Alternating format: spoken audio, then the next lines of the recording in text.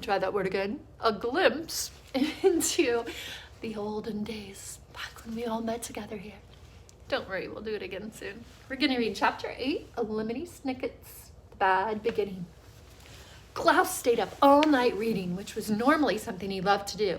Back when his parents were alive, Klaus used to use a flashlight to go to bed with him so that he could read under the covers. Did you guys ever do that? Some mornings, his father would come into Klaus's room to wake him up and find him asleep, still clutching his flashlight in one hand and his book in the other. Klaus stood by the window, squinting as he read the smuggled book by the moonlight that trickled into the room. He occasionally glanced at his sisters. Violet was sleeping fitfully, a word here which means with a lot of tossing and turning on the lumpy bed, and Sunny had wormed her way into the pile of curtains so much that you barely could even see her. Klaus has not told his siblings that he stole the book. He didn't want to give them any kind of false hope. He wasn't sure the book would help them out of their dilemma anyway.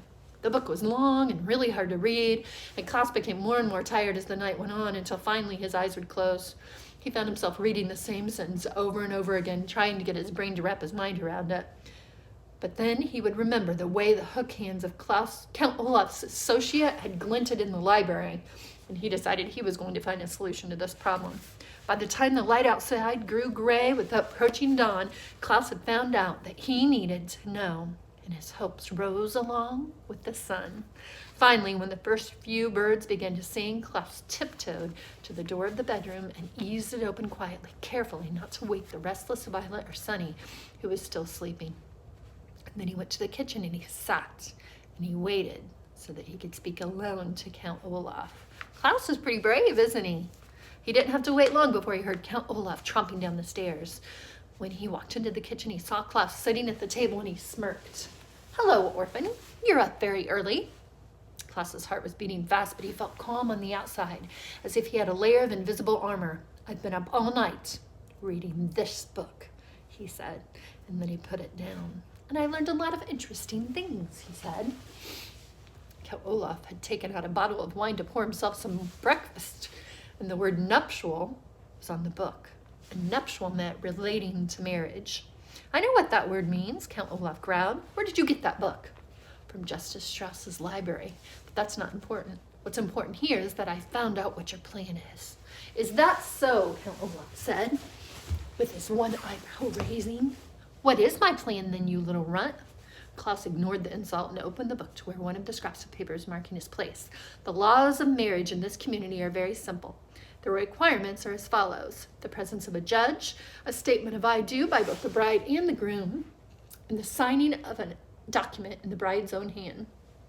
If my sister says I do and signs a piece of paper while Justice Strauss is in the room, then she's legally married. And this way you're putting on shouldn't be the marvelous marriage. It should be called the menacing marriage. You are not going to marry Violet figuratively. You're trying to marry her literally. This play won't be pretend. It'll be for real. And I want you to stop." Count Olaf laughed. He laughed a really rough laugh. "Your sister isn't even old enough to get married," he said. "She can get married if she has the permission of her legal guardian." "I read that too. Don't try to fool me." "Why in the world would I want to actually marry your sister? If it is true, she's very, very pretty. But a man like myself can acquire any number of beautiful women." Klaus turned to a different section of the nuptial law. "A legal husband has the right to control any money in the possession of his legal wife." Well, that's a horrible rule. "You're going to marry my sister to gain control of the Baudelaire fortune, or at least that's what you plan to do. But when I show this information to Mr. Poe, your play will not be performed and you will go to jail."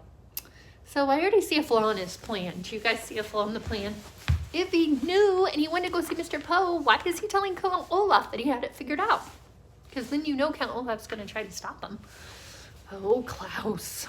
Count Olaf's eyes grew very shiny, but he continued to smirk at Klaus. This was surprising. Klaus had guessed that once he announced what he knew, this dreadful man would become very, very angry, even violent. After all, he had a furious outburst just because he wanted roast beef instead of puttanesca sauce. Surely he'd be even more mad if his plan was discovered. "Well, I guess you found me out," Olaf said. "I suppose you're right. I'll go to prison and you and the other orphans will go free. Now, why don't you just run up to your room and wake up your sister? I'm sure they'll want to know all about your big victory over all of my evil, evil ways." "Well, I will go tell my sisters," he said. And he walked right back into his bedroom. Violet was still dozing on the bed, and Sonny was still hidden beneath the curtains. I stayed up all night reading, and I discovered what Count Olaf has been up to. He plans to marry you for real, and when you and Justice Strauss and everyone else thinks it's a play, once he's your husband, he'll have control of our parents' money, and he can dispose of it any way he wants. But how can he marry me for real? It's only a play, Violet said. The only legal requirements of marriage in this community, Klaus said, is you saying I do. But surely I'm not old enough to get married, Violet said. I'm only 14. Girls under the age of 18 can marry if they have permission of their legal guardian. And your legal guardian is Count Olaf. Oh no, Violet said, what can we do? We can show this to Mr. Poe, and he will finally believe this, that Count Olaf is up to no good.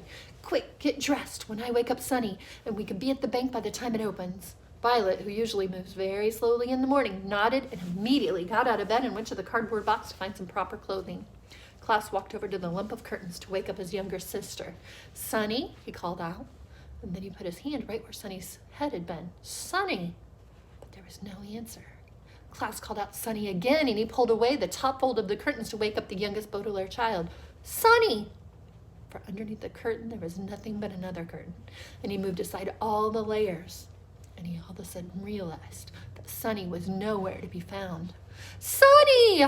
Violet dropped the dress she was holding and began to help him search. They looked in every corner, under the bed, and even inside the cardboard box, but Sonny was gone. Where can she be? Violet said. She's not the type to run off. Where can she be indeed? A voice behind them said. Count Olaf was standing in the doorway, watching Violet and Klaus as they searched the room. His eyes were shining brighter than they ever had, and he was smiling. He was smiling as if someone had just told a joke. What happened to Sonny? Do you guys know? Is there any kind of clues inside that book in the very last part that let us know where Sonny could be and why Sonny was where she was?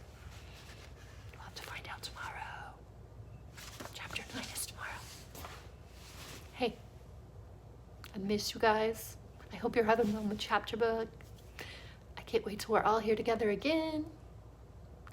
And have a great day. Bye-bye.